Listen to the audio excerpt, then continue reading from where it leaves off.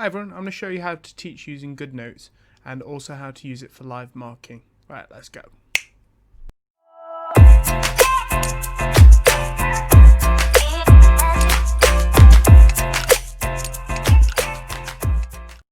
Okay, so the first thing we need to do is actually upload a PDF into GoodNotes so that we can teach from it.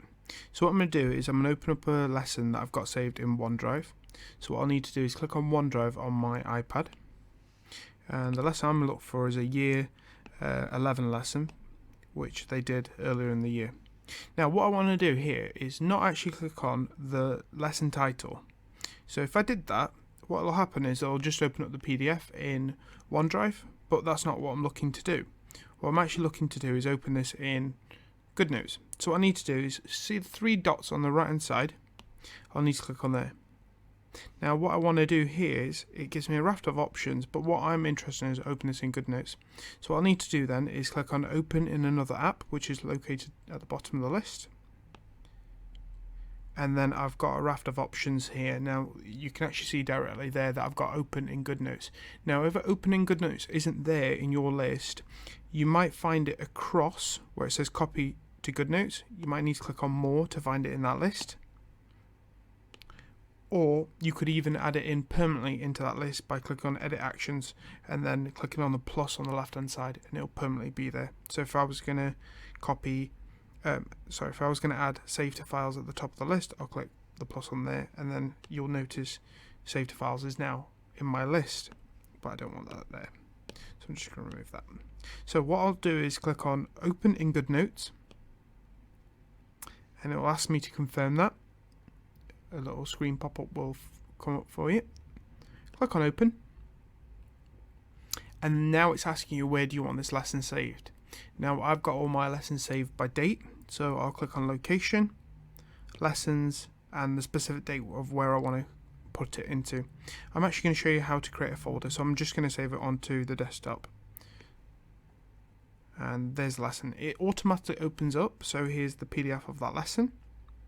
I can click on the 4 squares on the top left hand side to actually see every single slide if I'd like to, which are all there, and I can add extra slides if I like to. I'm actually going to exit out of this, so I'm going to close that down and just go back, and here's that lesson. Now if I want to create a folder, all I need to do is click on the plus on new on the left hand side, and it asks me what I'd like to do. I'll click folder, so I'll just call this one lesson. And that folder has now been created directly above the actual lesson file. Now if I want to transfer this lesson to that folder, all I do is hold on the lesson and then drag up and drop it actually into that folder, and then it's done.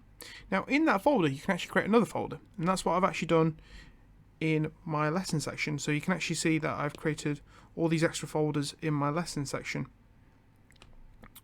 So let's open that lesson, which is here.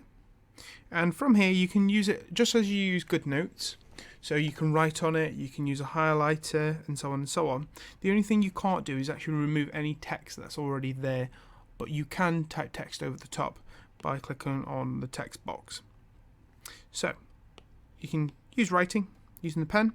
Just remember, if you want to get this wiped clear, you actually need to click on the rubber, and then you can wipe it clear. Now I'm also going to show you how to import a photo of some students' work onto your GoodNotes document. So I'll show you how to do this in 2 seconds. Okay, so assuming we've now taught partway into this lesson, and now we've got to the stage where we actually want to do some live marking of some students' work. Now the reason why I like GoodNotes is it's really simple. If I want to take a photo of some students' work, all I need to do is locate the camera icon, which is just at the top over here, and all I need to do is double click on the camera and it loads up the camera.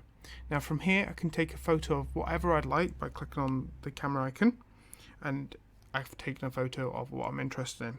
So click use photo, and it imports that photo directly to wherever you'd like to place this. So for example here. Now obviously I'm not going to use this photo, I'm going to use one that I've actually taken earlier on.